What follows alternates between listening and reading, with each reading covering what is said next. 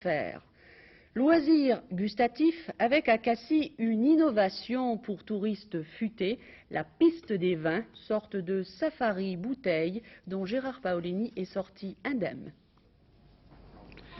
Cassis est connu pour le soleil, son site maritime, le Cap Canaille et son vin. Mais excepté le littoral, peu de gens ont visité les 160 hectares de vignes et circulé en tout terrain sur les hautes collines où poussent le pin d'Alep, le chêne kermès, la bruyère, le romarin et bien sûr la vigne.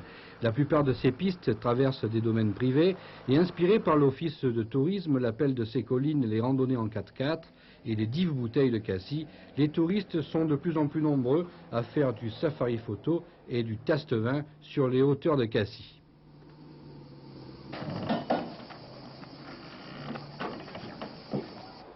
C'est un vin de tête de cuvée, un premier jus, qui est peut-être un peu plus alcoolisé que l'autre, mais qui est beaucoup plus parfumé. Alors je pense que c'est ce qu'on va goûter en premier.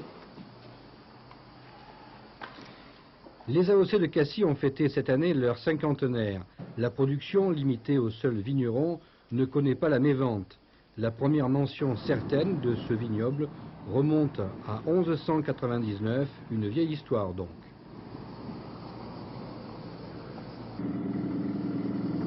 Il y a la moitié qui parle pas français dans le camion. Et pourquoi, alors que vous avez encore des cuves en bois, vous avez arrêté de faire du vin rouge? Ah ben, pour l'appellation Cassis, surtout renommée pour le vin blanc. Certains viticulteurs continuent à faire du vin rouge. Personnellement, je n'avais pas le volume nécessaire pour la commercialisation, alors j'ai arrêté le vin rouge, je fais surtout du blanc et très peu de rosé. Nous sommes 12 viticulteurs.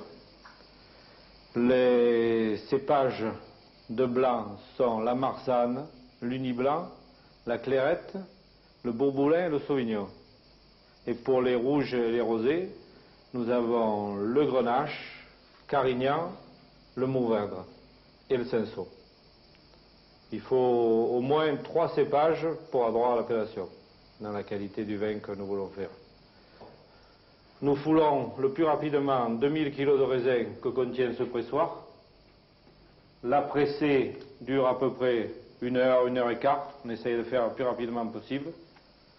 Le jus de raisin est envoyé dans des cuves de débourbage où nous le laissons 24 heures à 48 heures.